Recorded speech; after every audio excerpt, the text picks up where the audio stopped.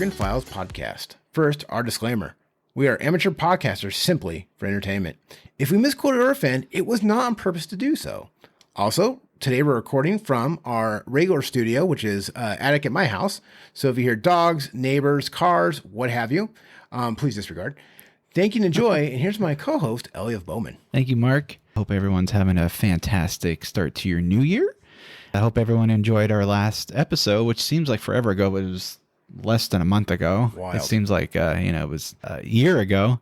Hope everyone enjoyed the interview. We sat down with Source One Serenity, and those guys, the output after the interview was pretty awesome. All the comments and the sharing of the episode was really cool. Yeah. Thank you for continuing to support us. I also like to say thank you to our awesome sponsor at Touche Brewery. They are people who love beer, and they love to pour beer for you. They have a variety of beers and ciders on tap. Youngsters, they have plenty of soda, rotating food trucks. For more info, you can go on their Instagram page, or you can give them a call at 541-236-2055. Very nice. And our other sponsors, of course, Video Games Plus and Level Up Frozen Yogurt. They are open 7 days a week off Stevens in Roseburg. Level Up Frozen Yogurt has new flavors every month. Some are dairy-free, and they have over 50 toppings, including fresh fruit. And also come and explore their impressive game section and expansive collection of Blu-rays and all kinds of great gifts. They have disc golf, Magic, Pokemon, t-shirts to our friends at Video Games Plus and Level Up Frozen Yogurt. Oh, and it's our 30th episode. Is it really 30th? I was going to say that. Holy mackerel. I did not realize it was 30 already. Wow. Jeez, It's pretty amazing. I love it. That's awesome. Today's episode, we're doing one of our favorite ones. It's like a hodgepodge potpourri episode. Yeah, potpourri. Yes. Quite a few different things we have lined up. Yeah. Start with a great story I discovered. That's a true story. Of course, most of the ones I find are try to be true stories. But we'll jump right in if you're ready, Elliot. I'm ready, sir. All right. So I'm going to cover what's known as the Great Bandon Fire. Now, I'm getting this story. I verified it through OregonLive.com. A lot of this is going to be read verbatim from a book called Wildmen, Wobbles, and Whistlepunks. It's a guy, the author's name is Stuart Holbrook, and he was actually a writer in the Pacific Northwest in about the first half of the century. Okay. And he got his stuff published in Time Magazine, the News Review, the Sunday Times, like all the major newspapers published a lot of his articles. And you'll see why once I read it, and his cadence and that kind of stuff really captures the story. So I like the name of the book. Almost sounds like a kid's show. Right? Yeah. Wildman Wobblies and Whistlepunks. Yes.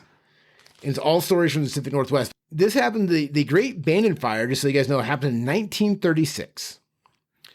And it really, though, what kind of kicked it off, though, really started in the 1870s. A plant called gorse, Gorse. Yes. And it's not native to America. It's not native to Bandon. But guess what? A guy named Lord George Bennett, an Irish guy, loved the plant. And have you heard of, there's a restaurant named after him in Bandon. Yes. Lord Bennett's. Lord Bennett's. Side note, best chicken strips I've ever had. Really? And I'm pretty sure it's just on the kids menu, so you have to order off the kids menu to get the chicken strips. I don't mind ordering off the kids menu. No, I don't either. Do you get two things in off the kids menu, or do you stick with the one? I gotta get full. Yeah. It's a good enough portion. Oh, that's yeah. fair. That's yeah, fair. they give you chicken strips and fries. Okay. But hey, we can do appetizers off the kids menu, Now you're talking. And then you go for whatever's on the actual full menu. Or we're doing Lord Bennett's, move on to a different place. Like you go to the cheese curds or yeah, you go down to the fish shack and get some fish and chips. Yes. There you go. Fudge shop. Yeah. The cranberry sweets. Yes. I know the rounds. Well familiar with Bandon. Right. Yeah. Oh yeah. So Lord Bennett, he really kind of founded Bandon. And he decided when he got there, he's like, you know what? I don't see any of my Irish gorse, and it's an ornamental shrub. And he goes, I want it everywhere. So by 1936, the shrub had long since gone wild. It lined the streets of Bandon. It infested the second growth timber around the town. It hedged highways for many miles north and south. At times, the Oregon legislature had been moved to consider its eradication, but nothing was ever done. Now, here's where it gets fun. The leaves of the gorse are very oily. Oily enough that when it's warm out, the branches will drip because of how oily it is, how heavy the oil is. And now here's the worst part is these branches are spiked. Yes, don't step on with bare feet. Yes, I've experienced that. See, these They form spiny cushions 6 to 8 feet from the ground, and into these catch-all fall leaves and twigs to stay dry. So not only does these big plants stay low to the ground, they catch all the other dead leaves that fall to the ground. So you're literally building something like a bonfire. Yes. Yeah. You just... So in 1936, Bandon was a combined sawmill town and resort city. In summer, the population of the town increased from 1,800 to nearly 3,000 by summer people who were fascinated by the wild southwest coast of Oregon. Summer people. Yep. Tourists. So he planted like just one gorse plant like outside of his house or something? No, he wanted, so he was like the mayor. And so he wanted it everywhere. So he just like went around town, like, I'm just going to plant this here, plant this there, plant this there. And it went unchecked. And it went everywhere. And I wonder if it's still, because this is funny, because I want to go there today to see if I can find any. Well, I'll tell you, it is still there. Oh, and they're actually having people, if it's on their property, they're telling the residents or whatever, because my father-in-law, his church, they told him you need to remove the gorse off your property. Whoa. But they won't let him burn it. Yeah. And they won't come pick it up. Oh, so he's like, I guess I'll just push it to the back of my property, and if you don't want to look at it, you can come get it. That's wild. Yeah. He's like chopping up, like, well, geez. Yeah, they still deal with it to this day. Holy mackerel. Yeah. Well, it's bad. The town of Bandon was bounded on the north by the Coquille River, along which was situated the main business district. On the west was the Pacific Ocean. And on the east and south were stump ranches and dairy farms. During most of September 1936, slashing and clearing fires had been burning slowly and more or less harmlessly along the hills bordering Bear Creek to the south of Bandon. The morning of the 26th was hot for the seacoast town, climbing well into the 70s long before noon. Twice before noon, the Bandon City Fire Department had made runs with its modern motorized equipment to the high school buildings near the town limits where grass and small shrubbery had already reared up small flames. What set these fires off, nobody knew. They may have come from a cigarette, or they may have started from an ember wafted in from the hills from the east, where slashing was burning. You can see where this is building, right? It's like a slow horror movie. By noon, Chief Woomer of the city fire department realized it was going to be a busy day for him and his men. Oh, man. They found everything as dry as powder. But the business and domestic life of the village was undisturbed. In front of the Hartman Moving Picture Theater, a man was putting up lobby signs announcing the evening show. The title of the featured film, oddly enough, was 36 Hours to Live. A little afternoon, Chief Wilmer got a call telling him that the town's main water line was in danger from fire. He moved his men out along it, just outside the city limits. He'd have to save that line, or he wouldn't have any water for Bandon. Chief Wilmer found that the Bear Creek slashing fire, now fanned by a rising east wind, meant business. White dead embers were falling lightly all over town. Some of them were not quite dead, and the firemen spent the afternoon running from the water main into town to extinguish grass and shrub fires, then back again to the city main water line. But the townsfolk as yet were not even uneasy. Supper passed with nothing more than comments that the smoke was sure getting thick.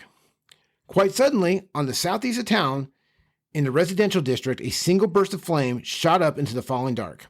So sudden and unexpected, someone thought it was an explosion. When sirens opened, the city fire department roared through the falling night into East 11th Street. Here was a wide road. The place to stop the coming flames, if stopped they could be, was this only road. Hydrants and a hose were coupled into a moment, but the water seemed to have absolutely no effect on the flaming gorse, unless it was to spread the fire. So you're just putting the water on this stuff. It's already oily. It's got so it kicks off with the dry leaves that are on top of it. And you hit it with the water, and all it's doing is spreading the oil. That's what they say you don't use. Like worst case scenario. Worst case scenario. Bandon firemen vowed then, as they do today, that they never faced fire so blistering hot as those flaming clumps of gorse. And they cursed the memory of Lord George Bennett. The fire raced quickly along the south side of East 11th, shooting up flames 50 feet high. Some said more than 100 in some areas. Was Bennett dead at that point? Oh, yeah, he was passed away. Oh, man. They had no idea what was going on. I had no idea what he might have. So when they would explode, they would actually, this is the terrible part. So when these things would light up and explode, they would send into the air oily gobs that turned into balls of fire and went whirling away over all the town's roofs. Good God. A hose full of water was burned in two as though it had been paper. Oh, my God. So now you got literally bombs, like, right. Oily. So, and it's hitting the water lines. So, and now back of the firemen, fires were springing up everywhere on 10th and beyond. A second hose was burned through, filled with water as though it was nothing. Roofs along 11th and 10th began to smolder. A moment later, they were all in flames almost at the same instant. The whole long street was many fine homes, and they're all doomed. From one of the homes, an ambulance pulled away carrying a woman who was to give birth to a child within the hour. Man. The firemen fought on. Sometime between 8 and 9 o'clock, Chief Wilmer hurried to the Hartman movie theater. The show was stopped for a moment while he asked that the all able-bodied men present report to help fight the fire.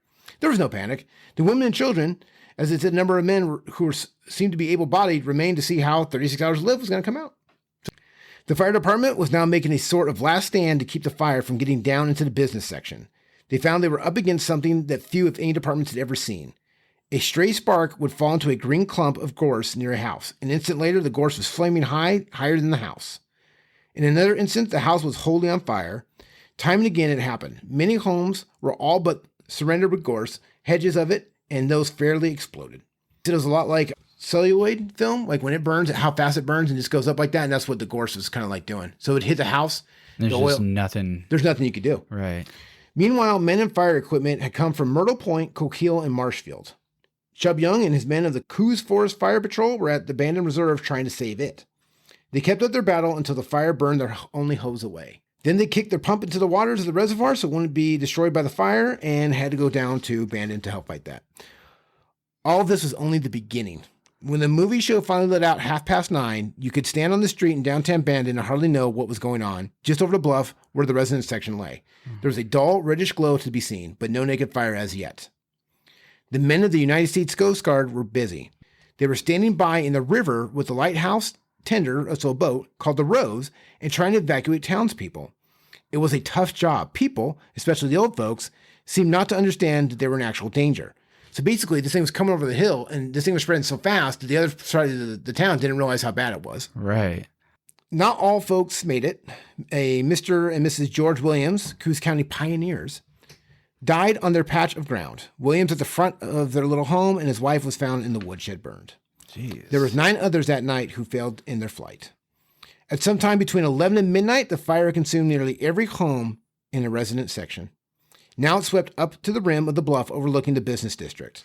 At the same time, a roaring wall of flame threw itself with dreadful fury down the draw that led from the bluff to the heart of Bandon's business life. Here the flames boomed like cannon and reddened and blanched faces of hundreds of citizens who had fled from the east side. The fire came down the draw like so much lightning and leaped upon the business blocks, which were supposed to be fireproof. So the single street out, crammed full of automobiles and people on foot, folks bent with bundles and boxes, and wide-eyed children lugging dogs and cats and birds in cages. There was no stopping the fire now. Tires that were parked on automobiles started melting as they were trying to drive away. So that hot. Gosh. So imagine you're driving a car and the rubber's melting off the tire as you're driving it. It became a sticky mess, and people kept getting stuck in it.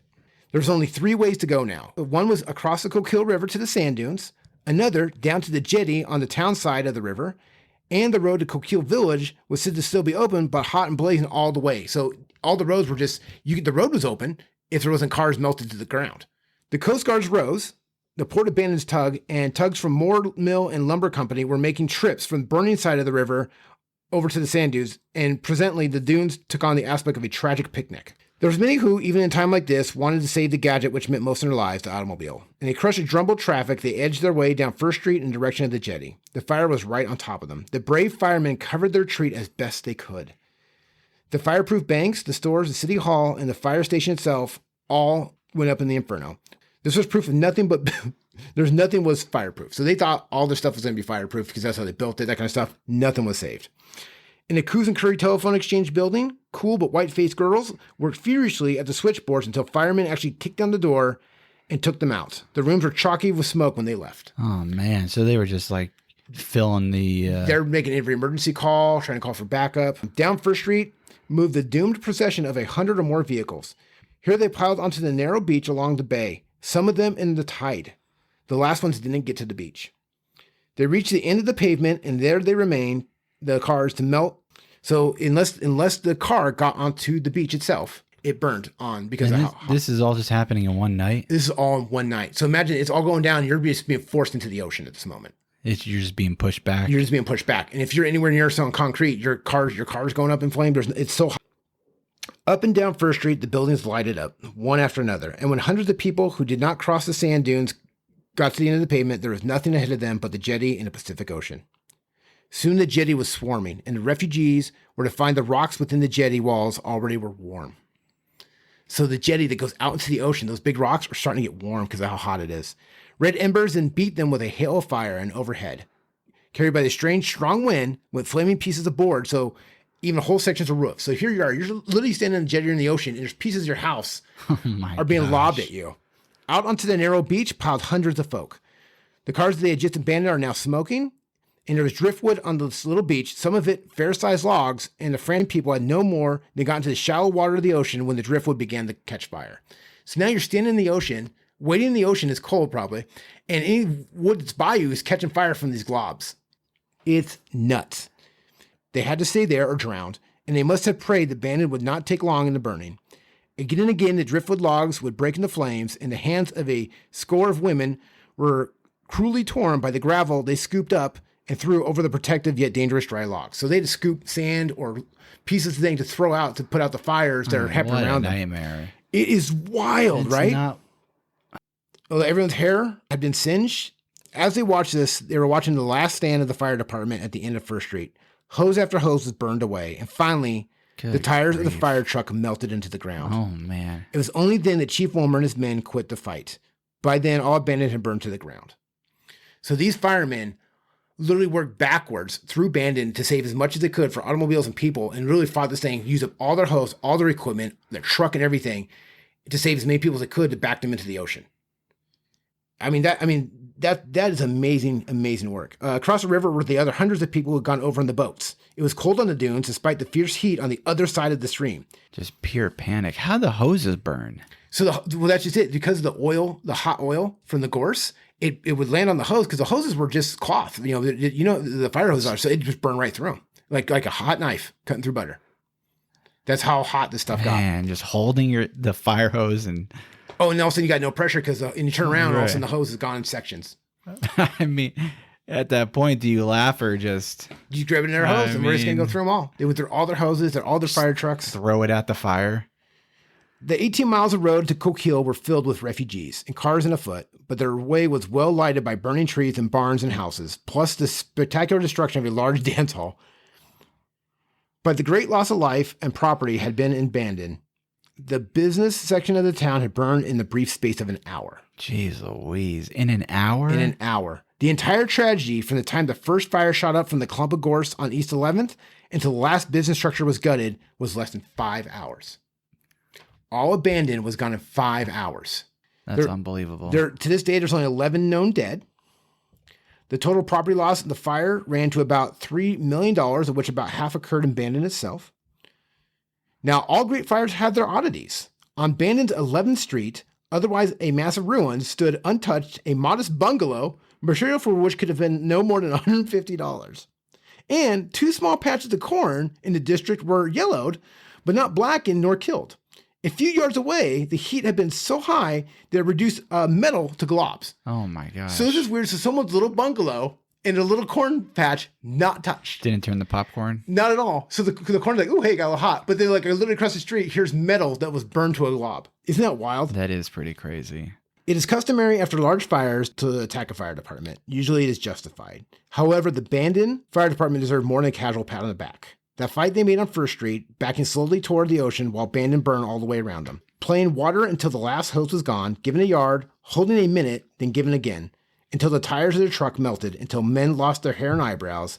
This was courageous work by a determined crew, a feat to go down in the history of firefighting. Able work by the department from Marshfield was credited with saving the huge warehouse of lumber and a large auto camp that was just on the outside of town. The high school was also saved as well. The postmortems showed that the main fire was, of course, the start of the slash fires from the Bear Creek, east of Bandon, plus the strong east wind and the oil from the gorse. This was originally published as called Burning an Empire. It was published in 1943. Wild. So, 2020, they had another fire, North Bank Lane fire.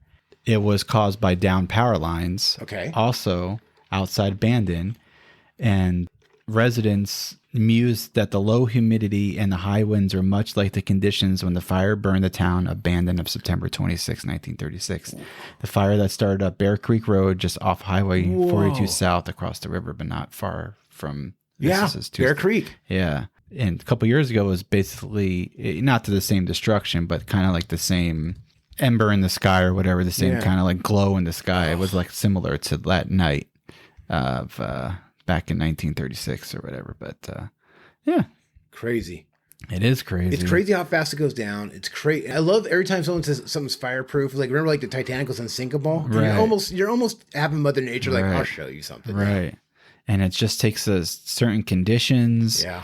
And I mean, it can happen in less than 6 hours. Something horrific like that. I feel like I'd love to see this as a movie. Like I want to see the fireman. I want to see Chief. Right. I'm just giving an inch. Giving a yard, Right. giving an inch. Just go back. The really old walking school backwards. fire Oh, trucks and the man. firemen. That's some manliness. That's a manliness. They are manliness. Speaking of fires, Yeah. this takes place in a different part of this part of the country. Okay, I think everyone's aware of what the Great Chicago Fire. Everyone thinks about Mrs. O'Leary's cow, but I'm about to educate you on a little bit of story about the Great Chicago Fire. Look, I have a fantasy that it was Miss O'Leary's cow was a pyromaniac. Yeah. And knew what it was doing on purpose. So please Yeah. don't take that away from me. Well, I'll let you come to your own conclusion after Oh, this. So the Great Chicago Fire, it burned during October 8th to October 10th. So literally 2 days. 2 days. In 1871, it killed approximately 300 people, Whoa. and it destroyed roughly 3.3 square miles of Chicago. It burned over 17,000 structures, and it left more than 100,000 residents homeless. The fire began in a neighborhood southwest of the city center. A long period of hot, dry, windy conditions and the wooden structures prevalent in the city led to the fire. The fire eventually leapt the south branch of the Chicago River and destroyed much of central Chicago, and then leapt the main branch of the river, consuming near the north side. Wow. Okay, a little backstory. The fires claimed to have started at about 8:30 on October 8th in or around a small barn belonging to the O'Leary family. That barn, it bordered the alley behind 137th West DeKevin Street. The shed next to the barn was the first building to be consumed by the fire.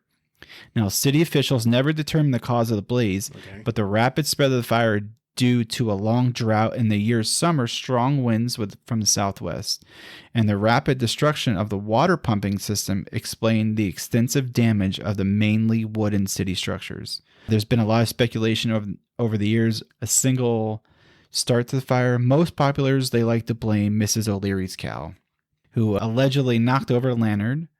Others state that a group of men were gambling inside the barn and knocked over a lantern. There's a lot of other speculations against the blaze, other fires in the Midwest that day. The fires spread, it was aided by the city's use of wood, which was a predominant building material in a style called balloon frame. More than 2/3 of the structures in Chicago at the time of the fire were made entirely of wood, which most houses and buildings being topped with highly flammable tar or shingle roofs. So, I mean, it's basically building houses like matchsticks. That's wild. Right? All the city's sidewalks and many roads were also made of wood. The sidewalks. That's interesting. Which obviously caused an issue. Chicago received only about an inch of rain from July 4th to October 9th, causing severe drought conditions before the fire. Oh, wow. Strong southwest winds, which helped carry flying embers towards the heart of the city. Now, in 1871, the Chicago Fire Department had about 185 firefighters and just 17 horse-drawn steam pumpers to protect the entire city. The initial response by the fire was timely, but due to an error by the watchman, Matthias Schaefer, the firefighters were originally sent to the wrong place. No.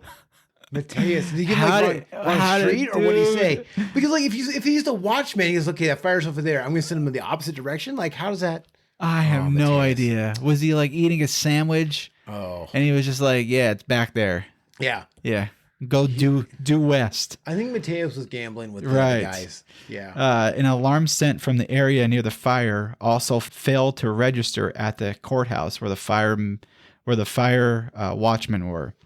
While the firefighters were tired from having fought numerous small fires from one large fire in the week before, all these factors combined to turn a small barn fire into all hell broke loose. That's why. So two of these people. So there's jobs. These people's jobs are fire watchmen. Right. Oh, Right. So blame it on that cow. As more buildings succumbed to flames, a major contributing factor to the fire spread was a meteorological phenomenon known as fire whirl. What? Okay? As overheated air rises, it comes into contact with cooler air and begins to spin, creating a tornado-like effect. Whoa. I've seen that movie before. These fire whirls are likely what drove flaming debris so high and so far. Debris was flown across the main branch of the Chicago River to a railroad car carrying kerosene. No. Not funny. No, Mother Nature. My gosh. They're just like creating their own Hollywood movie. The fire had jumped the river a second time and was now raging across the north side. Despite the fire spreading and growing rapidly, the city's firefighters continued to battle the blaze. A short time after the fire jumped the river, a burning piece of timber lodged on the roof of a city's waterworks. Within minutes, the interior of the building was engulfed in flames and the building was destroyed. The city's water mains went dry and the city was, and you're basically helpless. They're out of water. Yes, yeah. The fire burned unchecked from building to building, block to block. Finally, late in the evening of October 9th, it started to rain. But by then, the fire had already started to burn itself out. The fire had spread to the sparsely populated areas of the north side, having thoroughly consumed the dense populated areas. Wasn't it the poor areas? Yeah, I believe so. Because I like how this article is like densely populated. Nicely put for saying like maybe. Right. Yeah. And it almost talks about it a little bit here. Almost from the moment the fire broke out, there was various theories about how it began to circulate. Yeah. The most popular, of course, is the legendary Mrs. O'Leary's cow. Cow smoking. It maintains until this day that fire began the O'Leary's barn. As Mrs. O'Leary was milking the cow kicked over a lantern or an oil lamp in some versions, setting fire to the barn. The O'Leary family has absolutely denied any cause in it, stating they were in bed before the fire started, but the stories of the cow began to cross the city. O'Leary, they basically seemed like the perfect scapegoat. Yeah. She was poor. There was a lot of hatred towards Irish Catholic immigrants. During the later half of the 19th century, there was a lot of anti-Irish sentiment. Was strong throughout the United States and Chicago. Yeah. So wait a minute. There's a tie between these two stories. Yes. We get the Irish Lord Bennett. Yes. And Irish O'Leary. Yes. These are no accidents. No. Oh, wow. Right. We just blew this wide open. It could have been related. I'm telling you. The story circulated in Chicago even before the flame side died out. It was circulated in Chicago, and it was notated that basically they were calling it the Cow and the Lantern story in the first post-fire edition in 1893. Whoa. So they were basically... They had to swear, yeah. They didn't even investigate it. They basically came up with some story. A lot of people think it was fabricated. Yeah. Who milks a cow at night? Okay, so wait a minute. Everyone, don't they all milk cows in the day, in the morning? So if she said she was in bed, I don't know, man. Did the cow need emergency milking? I don't know. I second Do you guess have to milk a cow before bed so it can sleep? I was wondering it too. You know what I mean? It's like you got to take a pee before you go to bed. Do you have to milk your cow before you go to bed? I thought you just milk a cow once a day in the morning. I don't know. I'm not a farmer. I don't touch cows. We can get a farmer on here. We can get some agriculture.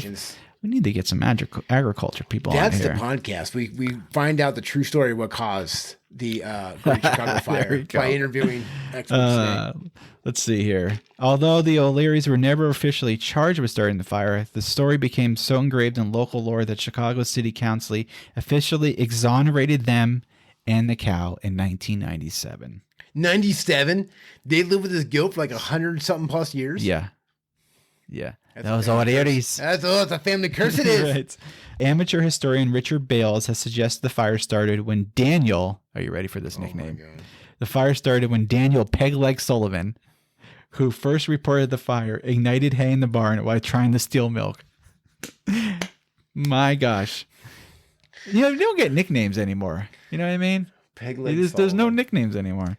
Part of Bales' evidence includes an account by Sullivan, who claimed an inquiry before the fire department of Chicago on November 25th, 1871, that he saw the fire coming through the side of the barn, and he ran across the Kevin Street to free the animals from the barn, one of which included a cow owned by Sullivan's mother.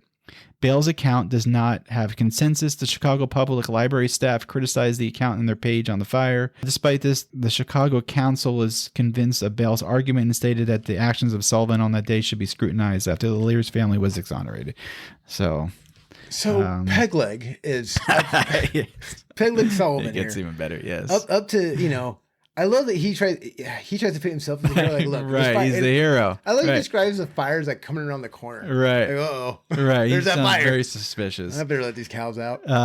Anthony De Bartolo reported events in 2 articles in the Chicago Tribune, October 8th, 1997 and March 3rd, 1998, suggested that Louis M. Cohn may have started the fire during a game of craps.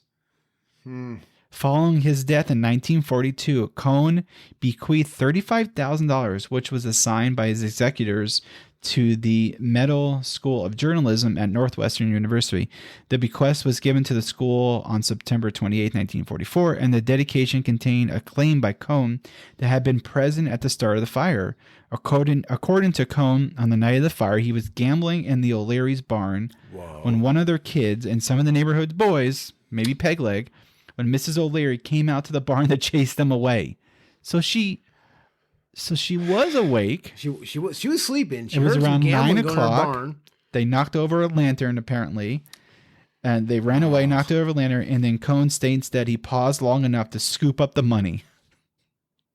The argument is not universally accepted. I love the fire breaks out, all chaos. He's like, I'm going to scoop up some money. You know what I mean?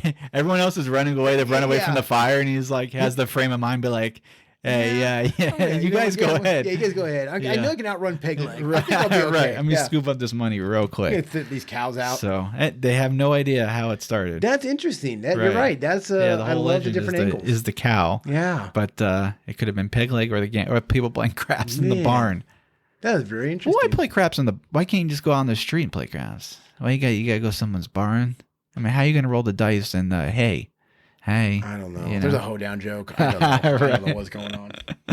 All right. I love it. I got some firefighters to talk about, or do you want to talk about somebody else? Talk about some fire. Oh, I got some police logs. Do it. All right. All right. Now we're gonna go for some brevity here. Some Douglas County, Oregon police logs. Yes. These are from a while back. These are classic. These are some of my favorites, but man, there's some detail that you're gonna love. From the Roseburg Fire Department, it's 8:02 a.m. on a Sunday. Police responded to the report of a woman screaming near Lilburn Street. An officer discovered it was ROTC students marching. The screaming female was the drill instructor. Hey, you can never be too sure. Never be too sure. Somebody's screaming. Someone's screaming a march. I don't know what's going on out there. I would love for when the police show up and they find a bunch of ROTC students. Isn't it great? Yeah. You at that point, you get someone didn't even bother to go look outside. Right. This one here is from May 9th. Roseburg Police, 9:14 a.m. Once again, we're on a Sunday. Employees found evidence of criminal mischief in a room at the Douglas Inn on Southeast Stevens Street. Someone had glued pennies and papers to the wall and removed all the light bulbs in the room. What? Now, this is the detail I love in this police log. The investigating officer found a sheet of notepaper with Kangaroo Court, Trial a Formality, Graft Corruption Unbelievable, signed, sealed, and delivered, and other notes written on it. Those are just words written on it? Just on his notepaper says number 1, Kangaroo Court. Like he's making a list of goals in life? Then it says Trial a Formality, Graft Corruption Unbelievable, and signed, sealed, and delivered.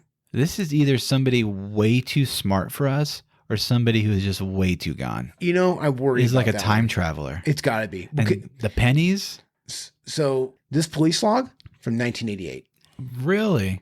I'm sure it's probably an older term. It's got to be now, yeah. Right. Now I got to look at what the Kangaroo. Well, I got to know what the tape and pennies to the walls? Yeah, glued pennies and papers to the wall and removed all the light bulbs in the room. What in the world? It's got to be somebody that's...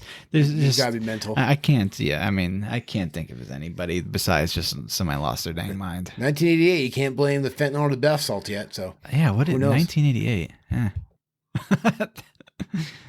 I wish you didn't tell me that one. Now my brain's going to be racked all day. This one was 6:43 p.m. Douglas County Sheriff. Winston Police received a report of a loose lion near M Street and Granny's Hut walking toward the freeway and referred the case to the sheriff's office immediately. Wildlife Safari confirmed that it was not missing any animals. The investigating deputy found the creature was a collie with all its hair shaved off except for the mane. As late as 10:47 p.m., people were still calling in to report a lion in the area. How does Kelly's anyone Corner. not know what a lion looks like? How do you look at a dog and be like, Okay, this is at night. I will give. So this starts going to first calls at 6:43 p.m. Okay, huge. and someone took a big collie dog, shaved it down to where it just was the hair around the head. Okay, and I love the report today. That's a small looking lion, but it's a lion, and that was. So someone did this. I feel bad for the animal because it doesn't know what's going on. Right. It doesn't know why he's shaved. Right. It's And why is it just walking around? Just walking just around. Got loose. Several phone calls for the lion that night. Oh my gosh, that is too good. 1988 as well. It's June 27th. What happened in 1988? It was it was busy. I'm sorry, I can't. I love the detail in this one. So this is a burglary theft that was reported. It was in Riddle. Reported 4 p.m. on a Sunday. Sundays, man, stolen 9 ceramic elves with squirrels. 9 ceramic elves with squirrels. The method, they believe, was removed from their yard on a Friday or Saturday. So here's the best part. Is this guy calls us in on 4 p.m. on a Sunday. Wait a minute. I'm down some elves and squirrels. The value, $90. He was waiting for somebody to return them, maybe. Maybe they're waiting for them to come back. Maybe he thought the elves were real. Like, exactly. If those guys don't come back, I'm calling the police. Right. They went on a night on town and they were going to come back Sunday sometime. I wonder if he ever got them back. No follow-up, huh? No follow-up. So many questions. That's way too many lawn ornaments, by the way. It's, where do you stop? How do you get to, the first one, maybe 2, so the first one's not lonely. But when you get to 9, you have a problem. You do. And I love this Christmas elves with squirrels. Well, at least make it an even number. Yeah. Just do 5 and 5. That's right when someone stole them. You're like, you can't have 9. You don't know what you're doing. Right. Someone intervened there. All right. Next one is 3:27 p.m. on Thursday. Roseburg police. This is an incident. A resident on West Bodie found 6 loaves of bread on his front lawn and reported this suspicious. An officer disposed of the bread. Muffin Man? You got some weird stalker. Here's the deal. I can understand someone actually drops something when they're walking, but 6 loaves of bread is bizarre. Were they expired? It doesn't say. Because it just says officer disposed of the bread. So. Duck pond. Duck pond. Yeah, I do. Go take it to the duck pond. All right. That's funny. Last one here. Douglas County Sheriff, 2:30 p.m. on a Wednesday. A motorist reported seeing a small gray sports car parked on Interstate 5 northbound near Tri-City with arms flailing in the back. A deputy checked on the vehicle and found that a man inside had been removing his jacket prior to taking a nap. So you're driving on the freeway, and you're driving 60 plus miles an hour, and you see arms flailing. Why are they calling the police? Maybe he thought the guy was having a heart attack. But I love that someone was concerned enough to see arms flailing. The guy was just trying to take off his jacket. Right. Before he takes a nap, too. Before he takes a nap. So now you interrupt him while he's taking a nap. Poor guy's going to wake up. I'll tell you, we did experience something really weird at our house recently. Not as funny, but it really kind of creepy. Okay, we have security cameras outside our house, and my wife, she went to the gym. She comes home. I was in the shower. I got out of the shower, and my daughter was like, "Mom needs your help outside. There's a duffel bag in our driveway." What? And I'm like, "There's a duffel bag in our driveway?" What? So Chelsea's like, "I don't even know how I didn't run it over." So we look on our security cameras, like midnight that night.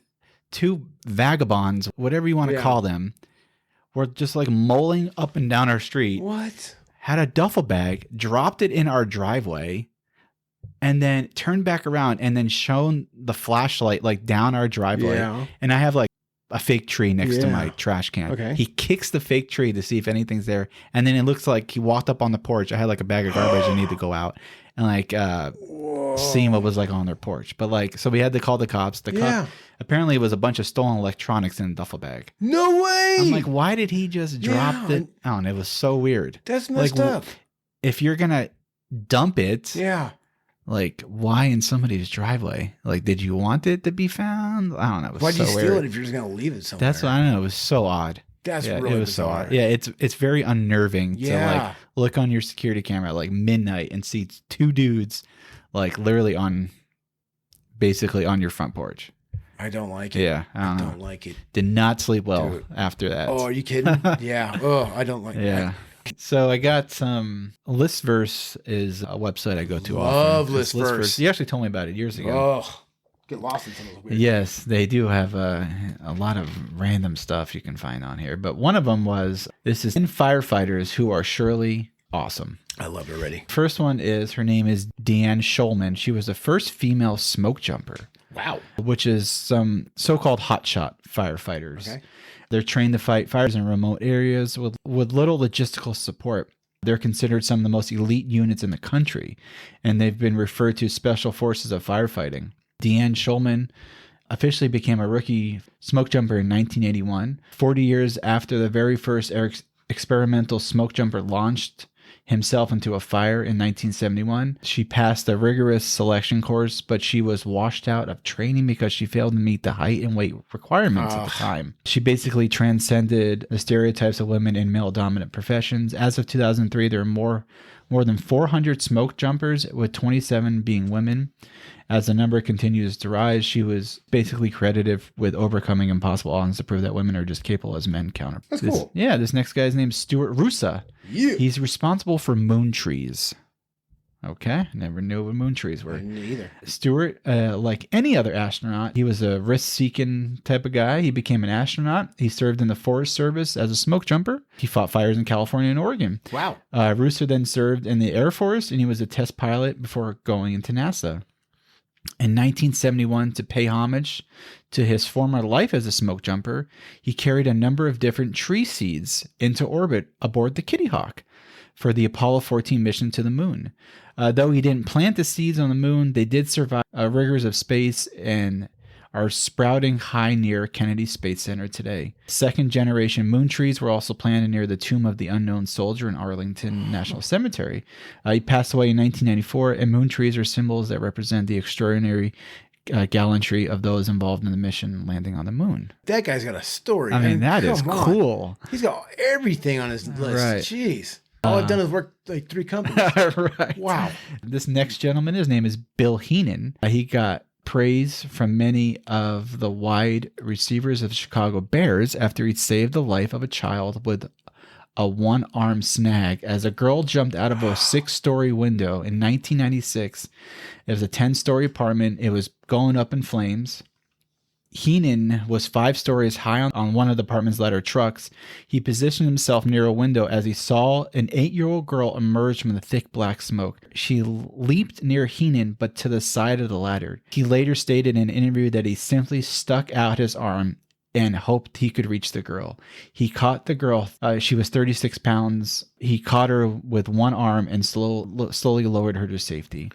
That's wild. The catcher, that is kind of, that's cool. She basically was just trying to, I think she was just trying to jump to her safety or and he trying to get out of the building. And then he was just, I don't know, like if she knew he was down there and maybe that maybe hopefully this guy catches me. I'm just going to jump. He snags her out of midair and catches her with one arm and then lowers to the ladder and goes back. That guy's a hero. Wow. That gives me chills. I love that one. Wow. This one is smoke jumpers who were secretly recruited by the CIA. Ooh. Born in secrecy, many of the men who worked as smoke jumpers, they were contracted with the CIA as early as the 1960s. They could not tell their families what they were doing, nor could they tell them where they were going. But a couple of gentlemen, David Bevan, Daryl Eubanks, and John Lewis, were up for the task to serve their country. The CIA formed the Air America program, which recruited current and former smoke jumpers to utilize their skills as elite firefighters. In 2017, where these 3 men were recognized for their courageous efforts in the service of the CIA. They fought in secret wars in Laos. They were praised for conducting missions until their unfortunate death as a result of a plane crash in 1961. Ugh. All right, this guy is Gary Dalen. I hope I pronounced anyone's name right. He rescued trapped wildland firefighters. He was a helicopter pilot. Basically, his fears became a reality when the events of September 15, 2014 mimicked those of the tragedy the previous year where 19 Prescott wildfire, they died on Granite Mountain Hot Shots, which I think they actually made a show or movie about. Yeah, this. It sounds familiar. Perished after developing their fire shelters. Fire shelters are used as a last-ditch effort for survival by those on the ground who are trapped and surrounded by flames.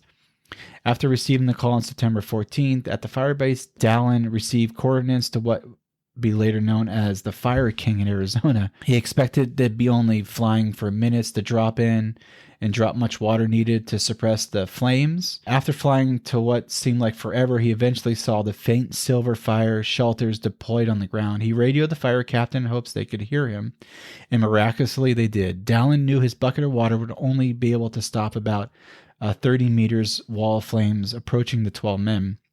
He searched for an escape, and about 180 meters to the north was a clearing that proved to be only way out. Dalen radio, the captain told them that they had no more than 3 minutes to sprint for their lives. Wow. The 12 men got out of their shelters, draped them around their bodies, and sprinted toward the clearing, all while looking up to see a hovering yellow helicopter leading their way. Wow. All 12 firefighters made it to safety, and at the end of the road was a pilot standing next to a yellow helicopter waiting to greet the men who barely escaped death. Wild. Yeah, that is crazy. That's wild. You have 3 minutes or you're dead. Yeah. All right. 2009 firefighter Jason Durbin was working as a private ambulance driver as a side job in Chicago when he saw smoke rising from a roof of a building. Unsure if it was steam or smoke, he got closer and he saw flames through the window. He decided to make a split-second decision and charge into the building up the stairs to the 28th floor. Keep in mind that he did this with no gear to protect himself from toxic fumes or heat from the fire.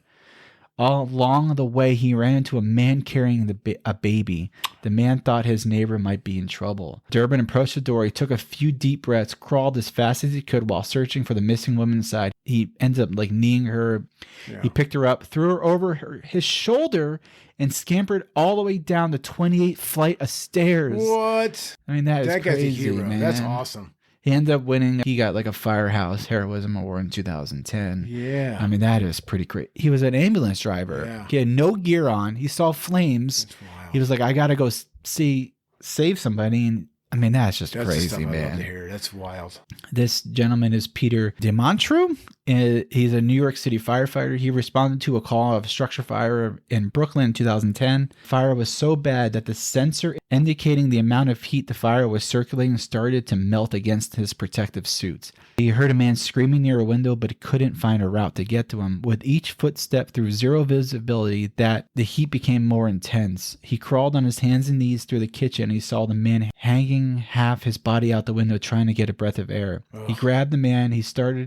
He later stated in an interview, he was at my left side. We go to the front room and the whole thing turns orange. It was like someone turned the lights on. Wild. He described the flames as 1,000 degrees. It was so hot. His bunker coat couldn't completely protect him. He moved as quickly as he could as the flames burned his body. He later described the feeling as face being burned, like being poked in needles.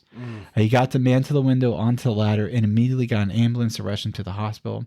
The man suffered secondary burns, about 40% of his bodies, but he did survive. He did survive. Wow. That's crazy. All right, Jack Pritchard, the most decorated firefighter in FDNY history. Wow. Let's see. He started off his career. He helped save a child with mental disabilities trapped on the 3rd floor. He sprinted to the floor without an oxygen mask. He realized the situation was dire and smothered the child with his jacket as he jumped to the 1st floor. Basically got sprayed with water by his teammates as they were being rushed to the burn unit to the hospital. Wow. He was later given his own command and held his men to the highest of standards, which was Rescue 2 was an elite unit that specialized in going into burning buildings and saving any life form that occupied the structure. In 1992, he didn't wait for orders and went to a building to find a man on fire in his bed. He extinguished the man and dragged him out of the building himself. In 1998, Pritchard risked his life again when he learned the baby was left in the crib of her room. He noticed the baby was still alive when he reached the crib, but was still unable to pick the baby up without further risking the burns. Instead, he grabbed the entire crib with his bare hands. And despite severely burning his hands on the melting crib, he dragged it outside to his teammates. He would receive 2nd Bennett Medal, which is the highest medal of valor in New York City. What a hero. He ended up retiring in 1999 and considered one of the greatest firefighters to ever lived. He picked up the whole crib. Like a melting crib and just I got to save this baby. That is crazy. Man. Last one. In 1987, Edward Loader of the Elite Rescue Company, this is in Boston. Loader was awarded the Walter Scott Medal for valor, rescuing a woman in a manner so legendary it would be considered unrealistic if it put to film. Really? A woman was threatening to jump from a windowsill of the Ritz-Carlton, about 180 feet above the ground. After about 2 hours of unsuccessful negotiation, Loader linked up his rappel system around his body, lowered himself just out of the woman's field of view. He pushed off the side of the hotel, kicked the woman into the room with his feet. I remember this one. I remember. Loader went on to earn a lot of merit. Well, dang, let's switch gears. I mean, the Oregon Files podcast has to have a little paranormal or fun, interesting stuff. So what do you got for us first? I think you were going to do Friday the 13th? Yes, I found. So Friday the 13th was yesterday. Okay. I know everyone knows about like the walking underneath the ladder, the black cat. Yep. So I found a different list. Some you may have heard of, some are not. All right. This is chewing gum. Okay. Believe it or not, but chewing gum at night is considered to be bad luck in Turkish and Hungarian cultures. Even if your breath stinks after a hearty dinner, it's really not advised to chew gum. It's believed that whoever chews gum at night is that he or she would actually be chewing on human flesh of a dead body. How did that come about? This was in some sort of book, Harry Oliver's book, Black Cats and Four. I don't know. I don't know.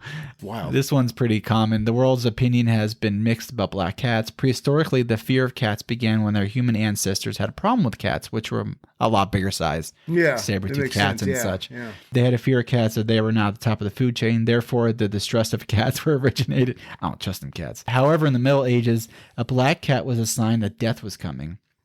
So it was believed that crossing the paths with a black cat, as well as a black raven, was bad luck. The fear was spread of these dark felines that led to mass killings of these innocent creatures. In our modern society, there are a number of people that still fear black cats. Some people also believe that black cats are linked to witchcraft. Wow. Yeah. Yeah. All right. Wow. Umbrellas. Some places around the world, opening an umbrella inside a house is considered extremely bad luck. This actually dates back from ancient Egyptians. What? Back then, the umbrella was used to protect people of higher status from the sun and not rain. Okay. The umbrella inside our house would anger the sun god, and they would be punished. I'll be darned. Other suspicions go back from the 18th century, where waterproof umbrella with metal spikes were popular. What? Oh, the metal spikes.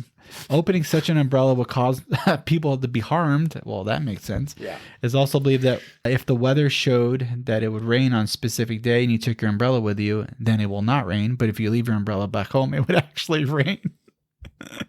There's some weird stuff out there. I love it. Okay, I like this one. Eating 12 grapes on New Year's Eve at exactly midnight is considered both a tradition and superstition in Spain that dates back to 1895. Because for each one you eat, it's that healthy month. I did that this year. Oh, really? I kid you not. That is funny. Me and my wife and my son all ate 12 grapes at the stroke of midnight. I love it. That's so wild you brought that up. Yeah, the 12 grapes represent 12 months of good luck. Yeah. On New Year's Eve, thousands of people will gather at Puerto del Sol in Spain to sing, dance, have fun, and they eat 12 grapes while drowning a glass of bubbly. They will have a lucky and prosperous year. This next one is eating seaweed soup on the day or night before your big exam is considered to be bad luck in Korea. They believe that the soup will cause the information to slip out of your head. Instead, you should eat sticky food like tofu or sticky candy. That is, I love that one. Right. Actually. That's interesting. And the last one we'll do is tucking your thumb while passing a graveyard. What? It's believed in Japan that if you ever pass a graveyard, you must tuck your thumbs in your hand to protect your parents from dying. The word thumb in Japanese translates as parent finger. So by tucking your thumb in your hand, you're basically protecting your parents from death. That is interesting. Wow, that's super interesting. And I found this on this little website called wonderlist.com, which Okay. is kind of like List First, I guess. I like it. All right. Oh, yes. Okay. So I'll bring us up. Now, I did a book review once. Okay. Once. And this is going to be another one. And I hate to do ones that are negative, but here's the deal. I read a lot of books for the podcast. I read a lot of books in general. But the ones that where we were, the Bandon Fire story was from a great book. Very good book. Very interesting. Right. Informative. Right. That kind of stuff. I was given this as a Christmas present, this book. Once again, I'm not going to do the title of the book or who wrote it. Oh, no, they're going to know. But it's one of those books that it doesn't get the right to what it is. Okay. This was given to me as like, oh, hey, here's books. I was like, hey, here's books you can cover in your podcast. It's, scary stories, spooky stories of Oregon, right? I'm like, okay, I'm down. The first indicator I should know is that it's not even written by the person. It's retold. Retold by blank. Okay. Secondhand knowledge. The cover is cool though. Okay. It would be. No, don't get me wrong. The cover's cool. These illustrations are all done by chalk and have very little thing to do with the story. They're not good pictures. No, I mean, they're decent. They look like they were just like traced over. Again, retold. Even the illustrations are retold. Even the illustrations are retold. Now, here's the hard part for me on this one. I'm going to show you a map on the beginning of this book. Okay. Okay, so of all the things we've covered in Douglas County, you think it would be an epicenter for spooky stories. A lot of stuff. How many times This person literally went right around Douglas County to write this book, right? Yeah. There's They Douglas just County, avoided the whole thing. Yeah. not once in this entire book. And we have some spooky stuff. We have some spooky stuff. So and the person, when you read the introduction, very proud that they're not from here, but they just went through Oregon. They said, oh, I went through all of Oregon, and then gathered stories from local people and then retold them in the book. Yeah. The problem with this is that we get a story like, for instance, I'll give you this chapter. It's called The Wanderer. We go 4 pages of of the author retelling the story the best she can remember it, but adds just more of their touches that they want embellished. So we get this whole married couple. This person met this person in a hospital after he was from the war overseas. He had some injury that wasn't healing properly. They talked about getting married. They talk about what they want to do with their life. None of this is going to matter in the book, by the way. This whole setup was about getting to the fact that they were getting married. They're driving to their house, and the wife sees a raggedy old man striding stiffly along the side of the road. And she just has ominous feelings about the old man. And as you can see, I'm putting the book down because that is as far as we're going to get. That ended up becoming 12 pages of her just feeling funny at seeing an old man walking on the side of the road. That's something that a old lady calls another old lady about to complain about old man she saw down the road, right? Right. The book was really hard for me. Some of the stories I could see where that person had heard it or listened to it or watched a YouTube video about it and then just sat down, typed it up, and then added their own embellishments. Like made up people, like, oh, here's Jimmy and here's his connection to this. Or they're sitting at a restaurant somewhere. Yeah. Overhearing. Yeah, overhearing and getting bits of it. Yeah. Right. And be like, I better fill in the holes here, fill in the blanks, and then making it spooky. Yeah. And I'm going to call it Retold By. But then the problem is what gets away with it is that then this gets published and distributed with all the other, like, honestly, more historical fictions. Right. Or the stuff that's going to have like a more, I don't know, context to it. So this is like the secondhand of a secondhand thing. And the person just started making stuff up as they went along. It was hard. It's called Supernatural Local is the section it's in. Supernatural. Yeah, it was, and all the artwork's just charcoal illustrations that sometimes pertain to the story, sometimes don't. Yeah, they got to fill in the blanks. Yeah, it's like as if she goes, oh, I need or the author's like, I need 12 illustrations. Yeah, and here's kind of what the stories are about. And he goes, okay, well, you didn't mention a top hat, but I put it in this charcoal drawing. Yeah. So on a scale of 1 to 10, what's that book? That book's a 1. I'm so sorry. It's rough because if you're gonna take other people's stories and try and retell them, you can't make up your own parts to it, right? Yeah. That's hard. That's hard for me. Yeah, I was given 2 books for Christmas. The other one, phenomenal compared to that. That one, that was painful. That's not a book. Oh, not all of them can be hits, right? I know. I'm cold. You're a cold critic. I'm a cold critic. What it is that time is short. Okay? Get to the point. I've seen bad movies. I get mad. But a bad book takes up more time. Oh my gosh, right? I can't. Yeah. You can't fast forward. You can't fast forward. Right. If you miss a couple lines, you're like, now what are they talking about? Exactly. You start skipping ahead of the book and you're like, what's going on? Right. And that was the point we were trying to get at 20 pages ago. Some wanderer. Once again, I won't say the name of the book. I won't say the author. Obvious. All right. Well, yesterday was Friday the 13th. Yes. And a lot of folks are a little superstitious about Friday the 13th. I found this on Religion Unplugged. Ooh. I don't really know what I didn't gather into the website too much more than this. But early Christians found the number 13 to be suspicious, in part because pagan calendars are structured based on 13 months. And if Christians were suppressing paganism as early as 391 AD, they traditionally distrusted Friday too. I don't trust Friday. Which is so random. The Roman calendar devoted Friday to Venus, the goddess of love and sex. I see here. You can't have fun back in Roman days. The Romans. And supposedly some theologians hold that several Old Testament events happened on Friday, including Eve eating the forbidden fruit, the beginning of the Great Flood, and Cain and Abel. Those all happened on Friday? How does anyone know that, though? Which calendar Friday, though? I'm sorry. There's so many different calendars now. I don't know. These two superstitious combine in the story of the Last Supper, which was Jesus' last meal with his disciples before he was crucified. There were 13 guests at the table that night, including Jesus and all the disciples. And supposedly, Judas was the last of these to arrive, though that's not stated explicitly in the Bible. Love it. It's general biblical consensus that the next day when Jesus was crucified was Good Friday. Though it led to resurrection days later, Christians still view this day as one of the darkest in injustice brought on by the betrayal of Judas, which began the night before, Friday the 13th. It's believed that bad things are fated to happen on Friday the 13th. As a result, Christian traditions taught that 13 dinner guests It's believed that bad things are fated to happen on Friday the 13th as a result. Christian traditions taught that 13 dinner guests is the equivalent of a brush with death. Wow. It's because of Jesus. Yeah. And this next part, it's like they just had to throw in like some sort of like pop culture reference. Okay. Plenty of unlucky things have happened on Friday the 13th in the past, including the death of Tupac Shakur. In 1996, the murder of Kitty Genovese in 1964, and various plane crashes and disappearance, so much that many don't travel or make business decisions on Friday the 13th. How wild. The superstition was likely solidified in Christian tradition because of what was called the fall of the Knights of Templar. The group that had been founded as a Masonic military order to protect pilgrims from during the First Crusade, they became wealthy and influential thanks to donations from the European leaders. Okay. King Philip IV of France was interested in taking this wealth for his own. The Knights' downfall began on Friday the 13th in October 1307.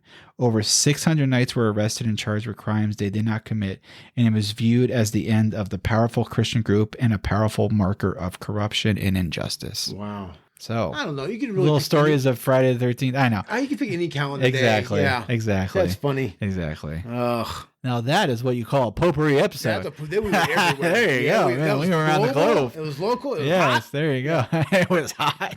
Shoot. Well, Elle, where can people find us? Oh my Where can they gosh. reach out to us if they want to be? They want to Yes. advertise with us, Yes. which we have great rates if you want to advertise with us. And we're Yes. getting our podcast is growing. Yes. It's definitely growing. You can reach out to us on organfilespodcast@yahoo.com. You can even message us on Instagram. You can message us on Facebook. If you want to listen to the show, you can find us anywhere where you get your podcasts, but obviously you're already listening, so you can tell your friends, family, if they want to listen to it. Anywhere you get your podcasts. On Instagram, if you find the Oregon Files podcast on Instagram, on the link in the bio, I'm just kind of learning about all this here. You click on the link, it takes you to the directories of all places you can click on, and it will take you to the list of episodes as we publish them. Mark puts them on YouTube. So if you don't want to do the whole Spotify and all that stuff, just go out to YouTube, look for the Oregon Files podcast, and you can just listen to it that way. I think I covered all our bases Dude, there. I think we did it. All right, man. Thank you. Everyone Thank you have a guys great so day. much.